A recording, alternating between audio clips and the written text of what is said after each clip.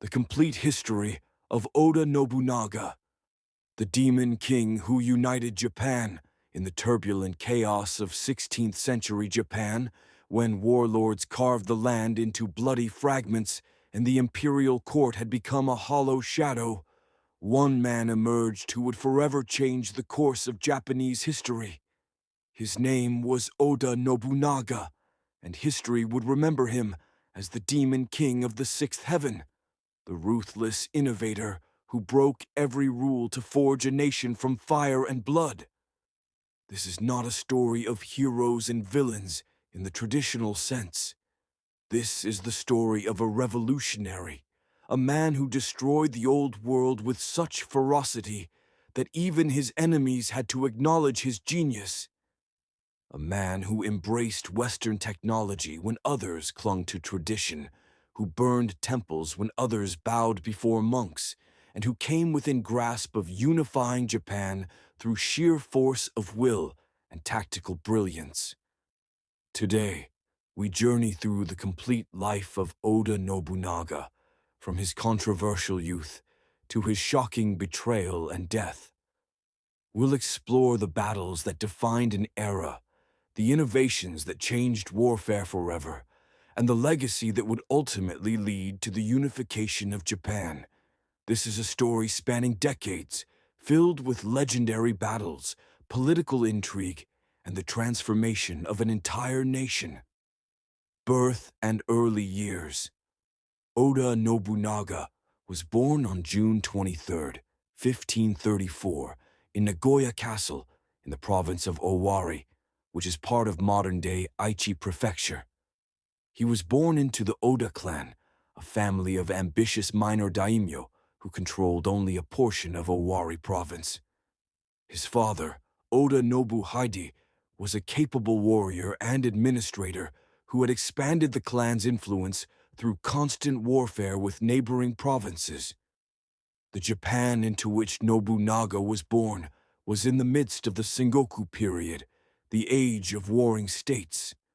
The Ashikaga shogunate, which had ruled Japan for nearly 2 centuries, had collapsed into impotence. The emperor in Kyoto maintained symbolic authority, but wielded no real power. Instead, Japan had fractured into hundreds of independent domains, each ruled by a daimyo who owed allegiance to no one but himself.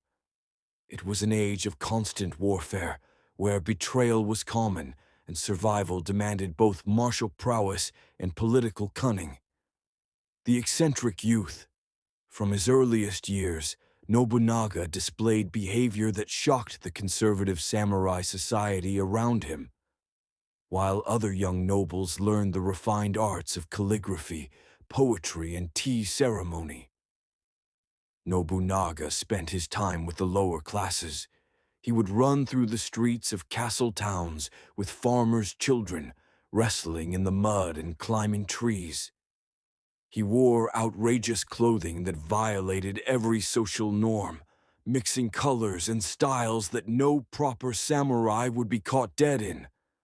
His hair was styled in bizarre fashions, sometimes half-shaved in patterns that had no precedent in samurai culture. He carried dried persimmons and rice cakes tied to his belt, eating them casually as he walked, which was considered shockingly crude behavior for a nobleman. He practiced his fighting skills not with other samurai, but with anyone who would spar with him, regardless of social class. The retainers of the Oda clan watched this behavior with growing horror. They began to call him Owari no Outsuk, the great fool of Owari. Whispers spread through the castle that young Nobunaga was unfit to lead the clan. His father, Nobuhide, reportedly despaired at his son's behavior, though some historians suggest that Nobunaga's eccentricity may have been partially calculated, allowing him to observe human nature and society from a unique perspective. But beneath this foolish exterior, Nobunaga was absorbing lessons that his more traditional peers missed. By mingling with common people, He learned about their lives, their struggles, and their capabilities. By rejecting social conventions, he freed his mind from the rigid thinking that constrained other samurai. And by practicing combat with anyone willing to fight, he learned tactics and techniques from a diverse array of fighters. The two brothers met in battle at Ino in 1556. Despite being outnumbered, Nobunaga demonstrated the tactical genius that would become his hallmark. Rather than engaging in a straightforward clash, he used deception and superior intelligence gathering to outmaneuver his brother's forces. Nobunaga had developed a network of spies and scouts that gave him superior information about enemy movements. He knew exactly where Nobuyuki's forces were positioned and planned his attack accordingly. Using a combination of feints and unexpected maneuvers, Nobunaga's forces struck at weak points in his brother's formation, creating chaos and confusion. The battle was decisive. Nobuyuki's forces were routed, and many of his key supporters were killed or captured. Shibata Katsui, who would later become one of Nobunaga's most loyal generals, was among those captured. In a move that would characterize his political wisdom, Nobunaga chose to spare Katsui and many other captured retainers, offering them a chance to serve him loyally. The second conspiracy. However, Nobunaga showed leniency to his brother Nobuyuki, perhaps out of respect for their mother's pleas, or perhaps because he believed family bonds should be honored when possible. This proved to be a mistake. Nobuyuki immediately began plotting a second rebellion, this time working more carefully and secretly to gather support. But Nobunaga's intelligence network, which he had been steadily developing, uncovered the plot. This time, Nobunaga would not make the same mistake twice. In 1557, he invited Nobuyuki to his castle, claiming illness and requesting his brother's presence. When Nobuyuki arrived, Nobunaga had him assassinated. The message was clear. Nobunaga valued family, but not more than the security and unity of his domain. With Nobuyuki's death, opposition within the Oda clan collapsed. Those retainers who had supported his brother now had no choice but to accept Nobunaga's leadership or face destruction. Most chose to serve Nobunaga, swelling his ranks with experienced warriors. The Oda clan was finally unified under a single, unchallenged leader. Innovations in military organization. With internal opposition crushed, Nobunaga began implementing revolutionary changes to his military and domain administration. He broke with centuries of samurai tradition in ways that shocked his contemporaries but proved devastatingly effective. First, he reorganized his army based on merit rather than birth. While other daimyo relied primarily on samurai warriors from established families, Nobunaga promoted talented individuals regardless of their social background. Toyotomi Hideyoshi, who would later become one of Japan's three great unifiers, rose from peasant origins to become one of Nobunaga's most important generals, something that would have been unthinkable in a traditional samurai army. Second, Nobunaga embraced firearms with enthusiasm that bordered on obsession. Portuguese traders had introduced arquebuses to Japan in 1543, but most daimyo treated them as curiosities or auxiliary weapons. Nobunaga recognized their revolutionary potential. He purchased as many firearms as he could afford and, more importantly, developed tactics specifically designed to maximize their effectiveness. He trained specialized units of ashigaru to use these weapons, drilling them relentlessly on loading, aiming, and firing in coordinated volleys. Third, Nobunaga broke the traditional seasonal campaign schedule. For centuries, Japanese warfare had followed agricultural rhythms, with armies disbanding during planting and harvest seasons so samurai could oversee their lands. Nobunaga maintained standing forces year-round, giving him a tremendous advantage in strategic flexibility. While his enemies were bound by seasonal constraints, Nobunaga could strike whenever opportunity presented itself. Economic reforms. Nobunaga also implemented economic policies that were radical for their time. He eliminated many internal checkpoints and customs barriers within his domain, promoting free trade and commerce. This policy, known as Rakuichi Rakuza, free markets and guilds, undermined the monopolistic power of traditional merchant guilds and stimulated economic growth.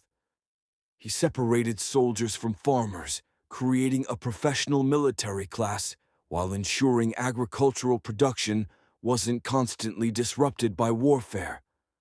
This policy would later be expanded and formalized by Toyotomi Hideyoshi, but Nobunaga laid the groundwork.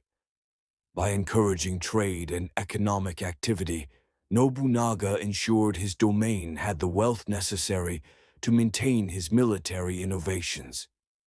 His territory became prosperous compared to neighboring domains still following traditional economic systems. The death of Saito Dosan. In 1556, the same year that Nobunaga fought his brother, his father-in-law Saito Dosan faced his own family crisis. Dosan's son, Saito Yoshitatsu, rebelled against his father, leading to war in Mino province. Despite being a legendary warrior and cunning strategist, the aging Dosan was defeated and killed at the Battle of Nagaragawa. Nobunaga attempted to aid his father-in-law, but arrived too late to prevent his death. This left Mino province, which bordered Owari to the north, in the hands of Saito Yoshitatsu, who was hostile to Nobunaga. This would set the stage for future conflicts, but also for future opportunities, as Nobunaga would later conquer Mino and incorporate it into his growing domain. Imagawa Yoshimoto. The rising threat. By 1560, Nobunaga had consolidated control over Owari province, but he faced a threat that dwarfed anything he had encountered before. To the east lay the domain of Imagawa Yoshimoto, one of the most powerful daimyo in Japan. Imagawa controlled the provinces of Suruga, Totomi, and much of Mikawa, commanding an army that numbered in the tens of thousands. He was wealthy, well-connected, and had ambitions to march on Kyoto and potentially claim the shogunate itself. And his path to Kyoto led directly through Owari province. The Battle of Okehazama. The impossible odds. In May of 1560, Imagawa Yoshimoto began his march toward Kyoto with an army estimated at 25,000 men. This was one of the largest armies assembled during the Sengoku period. Nobunaga, by contrast, could muster perhaps 3,000 to 4,000 warriors at most. The disparity in numbers was so overwhelming that many observers assumed Owari would simply be absorbed into Imagawa's domain without significant resistance. Imagawa's army moved with confidence through the eastern portions of Owari. Several of Nobunaga's border fortresses surrendered without a fight or were quickly overrun. The great army seemed unstoppable, and many of Nobunaga's own retainers counseled surrender or retreat. Some suggested holing up in castles and hoping to negotiate terms. Others proposed fleeing to allied territories and waiting for circumstances to change. Nobunaga rejected all of these suggestions. In what seemed like madness to his advisors, he declared his intention to attack Imagawa's army directly. When his senior retainers protested the impossibility of defeating such a large force with their limited numbers, Nobunaga reportedly replied that warfare was not merely about numbers, but about timing, terrain, and the will of heaven. Gathering intelligence. While others saw only impossible odds, Nobunaga saw opportunity. He immediately activated his network of spies and scouts, gathering every piece of information possible about Imagawa's army. Where exactly were they positioned? How were their forces distributed? What was Imagawa himself doing? Were there any vulnerabilities in their formation or situational awareness? The intelligence that returned was illuminating. Imagawa's massive army, confident in its overwhelming numbers, had grown somewhat complacent. After capturing several fortresses with minimal resistance, the army had stopped near a gorge called Okehazama to rest and celebrate their easy victories. Imagawa himself was in the center of his camp, separated from many of his forward units, enjoying the spoils of victory while his samurai celebrated with sake and feasting. More importantly, Nobunaga's scouts reported that a summer storm was approaching the area. This gave Nobunaga an idea that was either brilliant or insane, depending on one's perspective. The March to Destiny. On June 12, 1560, Nobunaga made his move. Before dawn, he attended a ceremony at Atsuta Shrine, praying for victory in the coming battle. There's a famous story that he performed a ritual where he threw sacred rice cakes, and when they all landed face up, he declared it a favorable omen from the gods. Whether this actually happened or was later embellishment, it had the desired effect. His warrior spirits were lifted, and they believed heaven favored their cause. Nobunaga then led his small force out of his castle. Rather than taking the obvious route toward Imagawa's main force, he moved his army along hidden paths, using terrain features to mask his movements. His soldiers, knowing they were heavily outnumbered, must have felt a mixture of fear and excitement. They were following a leader who seemed to believe the impossible was possible, and his confidence was infectious. As predicted, a summer thunderstorm rolled across the region. Heavy rain began to fall, reducing visibility to almost nothing. This was the moment Nobunaga had been waiting for. While the storm would disadvantage both armies, it would hurt Imagawa's forces more because they were spread out and unprepared for an attack. Nobunaga's compact force could maintain cohesion and strike with precision. The thunder strike. Nobunaga's army emerged from the storm like demons materializing from hell.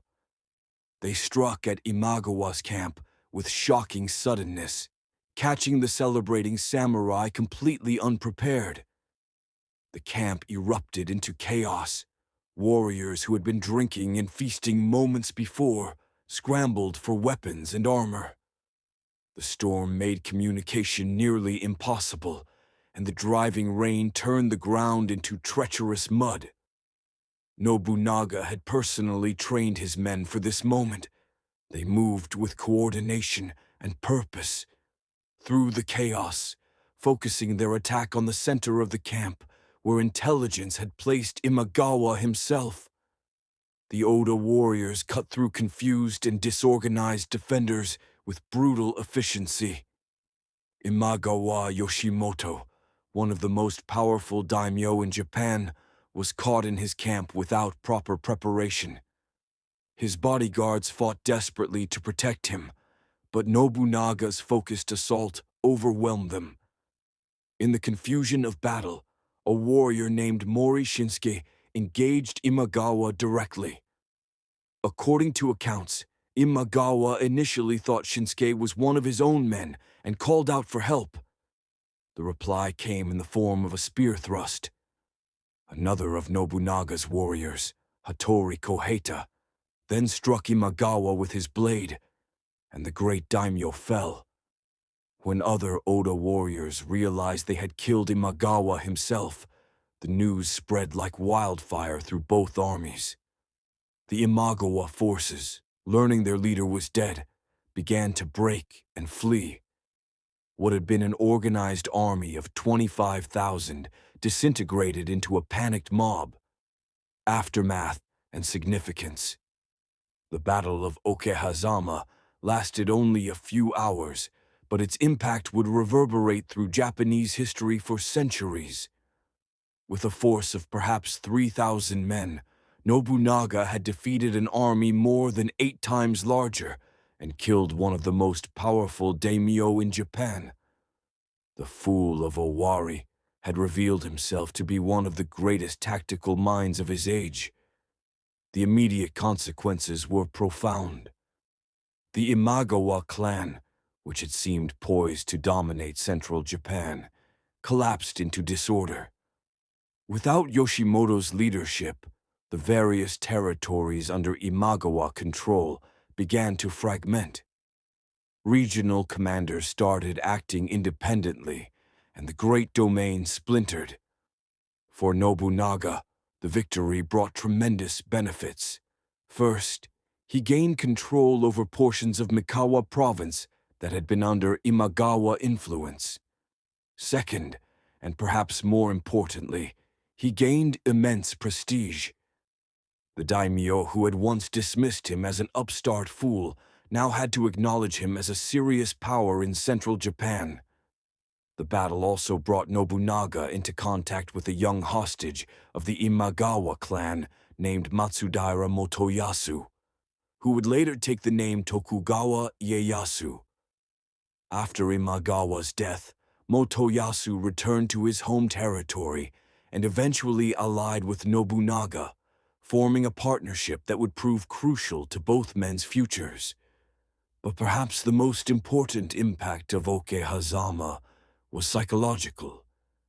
Nobunaga had proven that the impossible could be achieved through innovation, intelligence, and audacity. This victory would embolden him to take even greater risks in the years to come, and it would strike fear into the hearts of his enemies. The man who could defeat an army 8 times larger through sheer tactical brilliance was not someone to be taken lightly. The alliance with Tokugawa Ieyasu. In the aftermath of Okehazama, Nobunaga moved quickly to consolidate his gains and forge new alliances. The most important of these was with Tokugawa Ieyasu, the young daimyo of Mikawa. Ieyasu had been a hostage of the Imagawa clan since childhood, but with Imagawa Yoshimoto dead, he was free to chart his own course. Nobunaga and Ieyasu met and formed an alliance that would last until Nobunaga's death. This alliance, known as the Kyosu Alliance after the castle where it was formalized, was remarkable for its stability and longevity. In an age where betrayal was common and alliances shifted with the wind, the Nobunaga-Ieyasu partnership endured. The alliance was mutually beneficial. Ieyasu secured Nobunaga's support against his enemies, allowing him to consolidate control over Mikawa. In return, Nobunaga gained a reliable ally on his eastern border, freeing him to focus on other directions. The two men also seemed to genuinely respect each other. Where Nobunaga was audacious and revolutionary, Ieyasu was patient and methodical. Their different approaches complemented each other well. This alliance would prove crucial in the years to come, as both men faced increasing threats from powerful enemies. And in the far future, after Nobunaga's death, it would be Ieyasu who would complete the unification of Japan that Nobunaga had begun, establishing the Tokugawa shogunate that would rule Japan for more than 2 centuries. Conquering Mino province, with Owari secured and his eastern border protected by alliance with Ieyasu, Nobunaga turned his attention northward to Mino province. This territory, once ruled by his father-in-law Saito Dosan, was now controlled by Saito Tatsuoki, Dosan's grandson.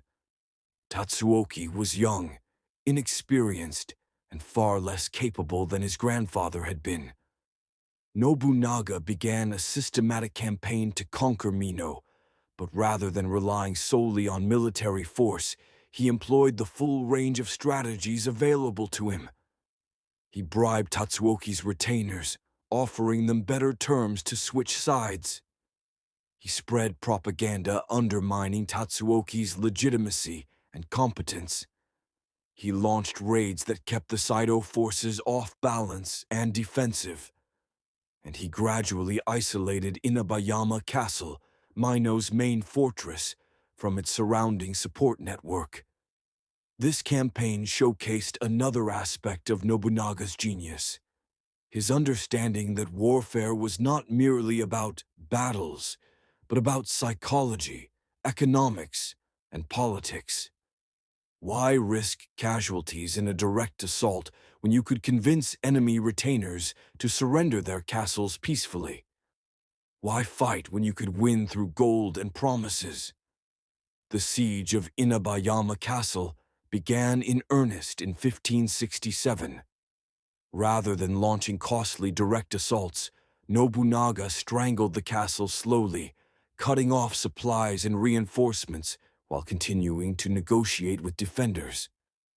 One of his generals, Kinoshita Tokichiro, later known as Toyotomi Hideyoshi, distinguished himself during this campaign through clever tactics and bold actions.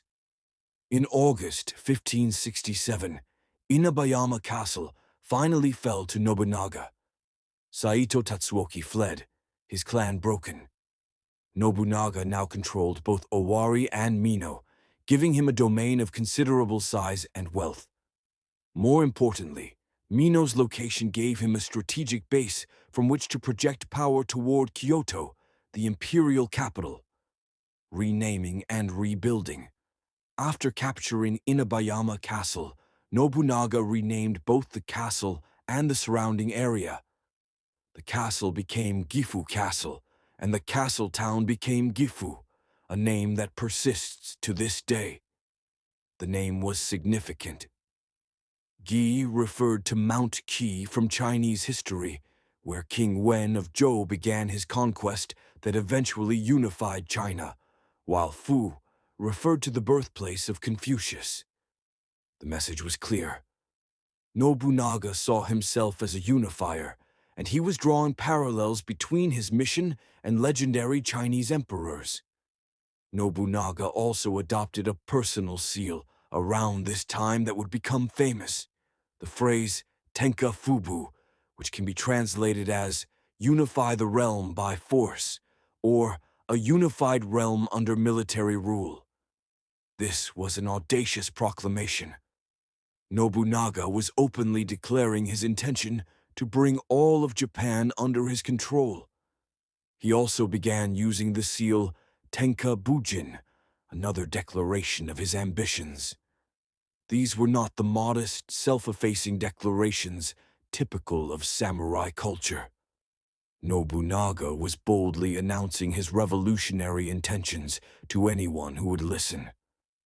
The call to Kyoto in 1568 opportunity knocked in the form of Ashikaga Yoshiaki, the brother of the recently assassinated shogun. Yoshiaki had fled Kyoto and was seeking a powerful daimyo who would help him claim the shogunate and restore the Ashikaga family to genuine power.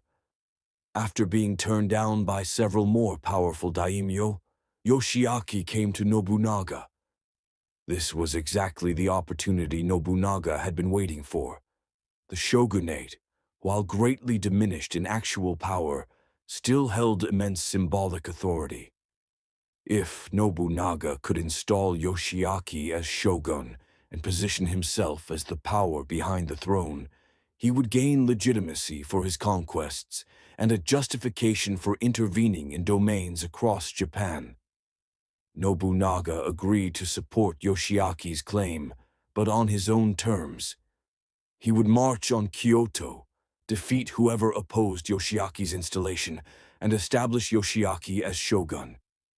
But Nobunaga would retain actual military and political control. Yoshiaki, desperate and with few alternatives, agreed. The march on Kyoto. In September 1568, Nobunaga led an army toward Kyoto. This was the march that would transform him from a regional power into a figure of national significance. His path took him through territories controlled by various minor daimyo, many of whom quickly submitted when they saw his army approaching. Nobunaga's reputation had preceded him. The victor of Okehazama was not someone to be opposed lightly. The main opposition came from the Rokaku clan, who controlled territory south of Kyoto. The Rokaku initially resisted, but were systematically defeated through a combination of military pressure and internal subversion. Nobunaga's forces captured the Rokaku stronghold at Kanonji Castle, and the clan's power collapsed. By November 1568, Nobunaga's army entered Kyoto virtually unopposed. The Miyoshi clan, which had effectively controlled the capital, chose not to oppose him directly. The emperor and the noble families of Kyoto watched nervously as this provincial upstart entered their ancient capital at the head of a powerful army. Nobunaga moved quickly to restore order to the war-torn capital. He appointed administrators, repaired damaged temples and shrines, and provided security that Kyoto hadn't seen in years. He also installed Ashikaga Yoshiaki as the 15th shogun of the Ashikaga shogunate, in a ceremony that gave a veneer of legitimacy to the proceedings. The relationship with Yoshiaki. From the beginning, the relationship between Nobunaga and Shogun Yoshiaki was fraught with tension. Yoshiaki seems to have genuinely believed he would exercise real power as shogun, that the restoration of his family to the shogunate meant a restoration of the shogunate's historical authority. Nobunaga, however, saw Yoshiaki as a useful figurehead and political tool, nothing more. Nobunaga made his expectations clear by drafting a set of regulations for Yoshiaki to follow. These rules severely constrained the shogun's authority, requiring him to consult with Nobunaga on all important matters and preventing him from making independent diplomatic or military decisions. For a man who believed himself to be the rightful supreme military authority in Japan, these restrictions were humiliating. Yoshiaki initially accepted these conditions, having little choice in the matter. But he chafed under Nobunaga's control and began almost immediately to plot ways to free himself from his powerful protector. This would eventually lead to conflict, but for now, Nobunaga was content to use Yoshiaki's position to legitimize his own actions. Consolidating control over central Japan.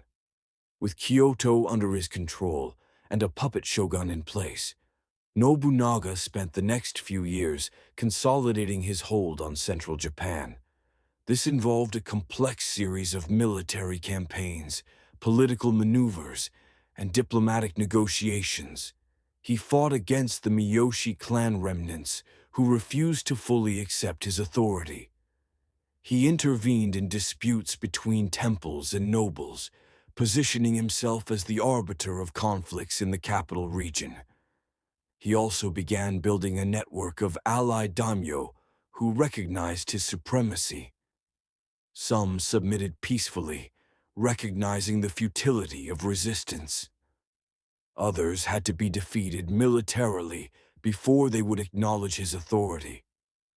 Through this combination of military force and political pressure, Nobunaga gradually extended his influence over an increasingly large portion of central Japan. But even as he consolidated these gains, powerful enemies were gathering against him. The Buddhist monasteries, which wielded considerable military and political power, viewed Nobunaga as a threat. The Takeda clan in the east and the Mori clan in the west, both powerful daimyo with extensive domains, watched his rise with concern, and most dangerously, the Iko-Iki, militant organizations of Buddhist adherents, began to organize resistance against him. The stage was set for a series of conflicts that would test Nobunaga as never before and would transform him from a powerful regional daimyo into the dominant military force in Japan. Wars of faith and fire. The Buddhist challenge. One of the most significant conflicts of Nobunaga's career was not with rival daimyo, but with Buddhist religious institutions. During the Sengoku period, many Buddhist temples had become powerful military and political forces.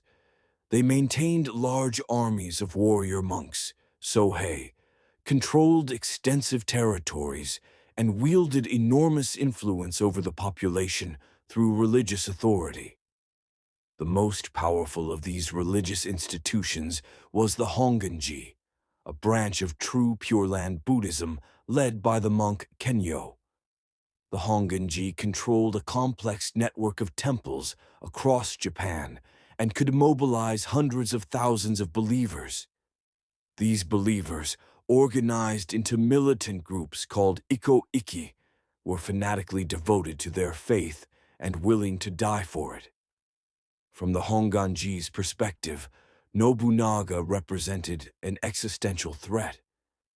He showed little respect for religious authority, treated monks and temples as he would any other political power, and demanded submission from institutions that had long operated independently. From Nobunaga's perspective, the religious institutions were obstacles to unification, maintaining independent military forces and sovereign territories that had to be brought under control. The siege of Mount Hiei, the first major confrontation, came in 1571 at Mount Hiei, home to Enryaku-ji, one of the most important and powerful Buddhist temple complexes in Japan. For centuries, Enryaku-ji had been virtually untouchable, protected by its religious significance and the thousands of warrior monks who guarded it. Even powerful daimyo hesitated to challenge the temple directly. The monks of Mount Hiei had been providing shelter to Nobunaga's enemies and had refused his orders to cease this practice. In response, Nobunaga did something that shocked all of Japan. He decided to destroy Enryaku-ji entirely. In September 1571, Nobunaga's forces surrounded Mount Hiei. What followed was one of the most controversial actions of Nobunaga's career. His armies burned the temples, killed the monks, and massacred men, women, and children who had taken refuge there. The number of dead has been estimated at anywhere from 1,500 to 20,000, though the true number will never be known. The ancient temple complex, which had stood for nearly 800 years, was reduced to ashes. This massacre served multiple purposes for Nobunaga. It eliminated a military threat and removed a source of support for his enemies. It demonstrated that he was willing to do what other daimyo would not, that no institution was sacred if it opposed him. And it sent a message to other religious institutions about what would